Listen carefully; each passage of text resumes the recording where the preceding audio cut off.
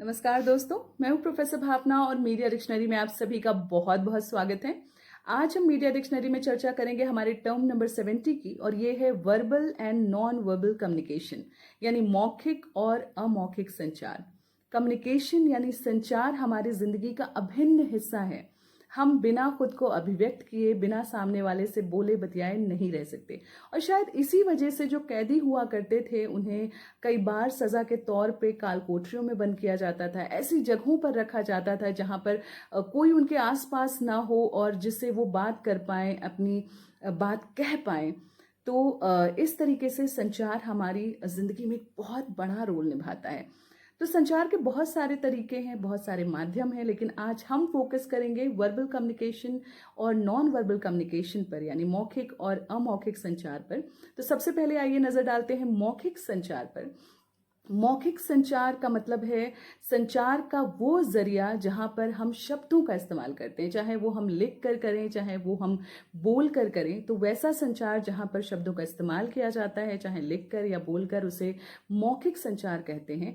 तो यहाँ पर शब्द बहुत महत्वपूर्ण हो जाते हैं, यानी आप कैसे शब्दों का चयन कर रहे हैं, किस वक्त क्या बोलना है, आपको ये पता हो, वाक्य विन्यास आपको सही ढंग से आता हो, और उसके साथ साथ भाषा भी बहुत अहम रोल निभाती है, क्योंकि जिस भाषा का आप इस्तेमाल कर रहे हैं उसे कितने लोग जानते हैं, कितने लोग समझते हैं, और आप उसके सरल शब्दों का इस्तेमाल कर रहे हैं कि नहीं, ये भी बहुत जरूरी हो जाता है। इसलिए मौखिक संचार में शब्दों का विन्यास, शब्दों का सही चयन और भाषा का सहज और सरल होना बहुत जरूरी हो जाता है, ताकि आम आदमी तक आपकी बात पहुंच पाए। और यही तो संचार का उद्देश्य भी होता है कि आप जो लिख रहे हैं, आप जो बोल रहे हैं, वो दूसरे लोगों तक पहुंचे, दूसरे लोग उसको समझ पाए।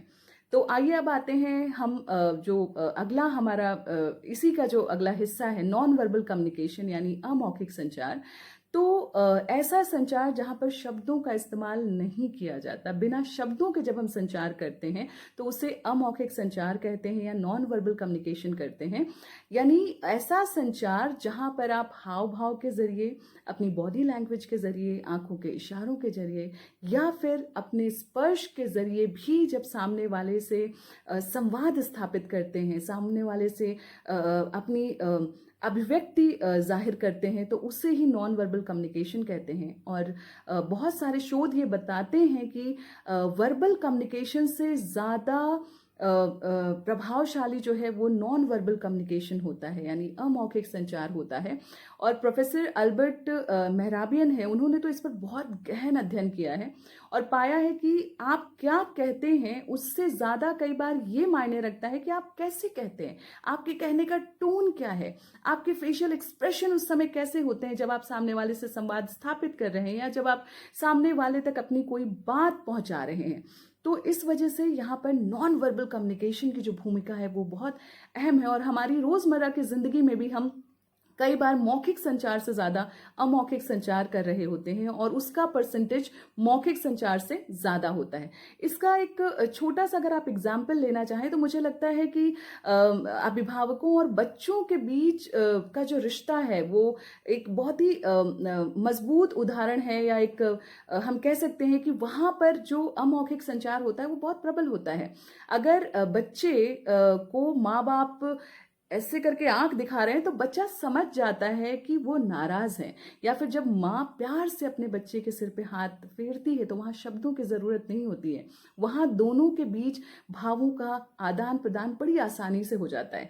इसी तरीके से अगर मैं माइम एक्ट की बात करूं तो वहां पर भी शब्दों का इस्तेमाल नहीं होता है, और जो माइम एक्ट जो परफॉर्म करते हैं वो लोग बिना शब्दों का इस्तेमाल किए सिर्फ अपने हाव भाव, अपनी बॉडी लैंग्वेज से अपनी सारी बात सामने वाले तक पहुंचा देते हैं। तो ये था अमौखिक और मौखिक संचार। जल्द हाजिर होती हूँ एक और नए टर्म के साथ मीडिया डिक्शनरी में। और हाँ, अगर आपने मौखिक और अमौखिक संचार को अच्छी तरह से समझ लिया, इसका अच्छे से अभ्यास कर लिया, दोनों पर आपका अच्छा कमांड है, तो यकीन मानिए कि आप एक बहुत अच्छे कम्युनिकेटर बन सकते हैं, एक प्रभावशाली वक्ता बन सकते हैं, और लोग आपको सुनना चाहेंगे। तो जल्द हाजिर होती हूँ एक और नए टर्म के साथ। और अगर आपको मीडिया डिक्शनरी के ये टर्म्स अच्छे लगते हैं, इन्फॉर्मेटिव लगते हैं, तो प्लीज़ इन्हें अपने दोस्तों के साथ भी शेयर करें और मीडिया डिक्शनरी यूट्यूब चैनल को सब्सक्राइब करें। Thank you so much.